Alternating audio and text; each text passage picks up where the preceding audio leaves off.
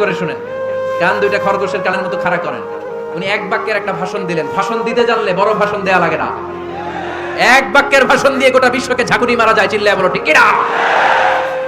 ওমর ফারুক এক বাক্যের একটা ছোট্ট ভাষণ দিলেন। মান আরাদা আন তাসকুলা উম্মু, কে আছো মায়ের এই মক্কায়, কে আছো মায়ের বুক খালি করতে চাও?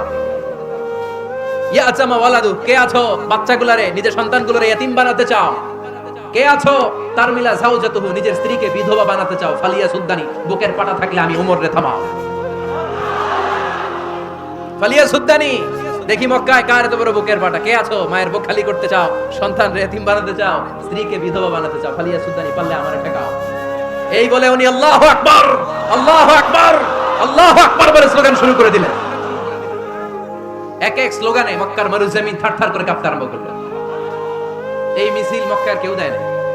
মিছিলের আওয়াজ শুনে আবু জাহেল বাইরিস, উতবা বাইরিস, শাইবা, ওয়ালিদ ইবনে মুগিরা সব বের হইছে। কি রে, আমার এলাকায় এত বড় স্লোগান, কার এত সাহস?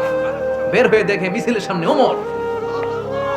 ওমর রে দেখে দিছে একদম, কারণ ওমরে ফারুককে থামানোর মতো বাপের বেটা মক্কায় দ্বিতীয়টা কেউ ছিল না। আওয়াজ করে বলে ঠিক কিনা? ওমরে ফারুক আল্লাহু আকবার, আল্লাহু আকবার বলে স্লোগান দিতে দিতে মসজিদুল হারামের ভেতরে ঢুকে গেল। কাবার গিলাফ ধরার পরে সেদিন মিছিল থেমেছে ওই আল্লাহর নামের স্লোগান। সেদিন কেউ থামাতে পারে নাই, কিয়ামত পর্যন্ত কেউ থামাতে পারবে না। চিল্লায় বলো ঠিক কিনা? ওই ওমরের অপেক্ষায় বাংলাদেশ সহ গোটা মুসলিম উম্মাহ। ঠিক কিনা? একটা ওমরই যথেষ্ট। আমাদের সেন্ট্রাল লিডারশিপ নাই তো, আমাদের এদিকে লাথি মারলে আমরা ওইদিকে যাই, ওদিক থেকে গুতা মারলে আমরা এদিকে যাই। আমাদের রিপ্রেজেন্টেটিভ, আমাদের প্রতিনিধিত্ব করার মতো কোনো কেন্দ্রীয় লিডারশিপ নেতৃবৃন্দ গোটা বিশ্বে নাই। ঠিক কিনা?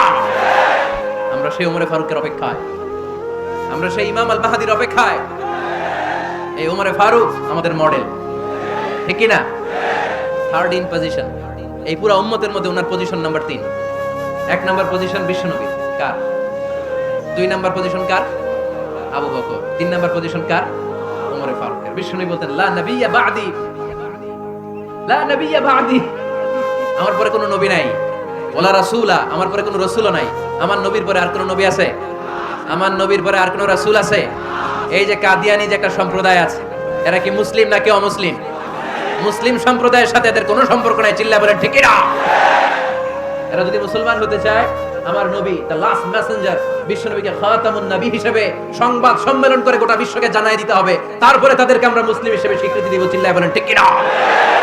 তা না হলে তারা কোন ধর্মের এটাকে জানাই দিতে হবে। No inferiority complex, no identity crisis. Identity ক্রাইসিসে থাকা যাবে না। আপনারা কোন ধর্মের এটা জানাই দেন।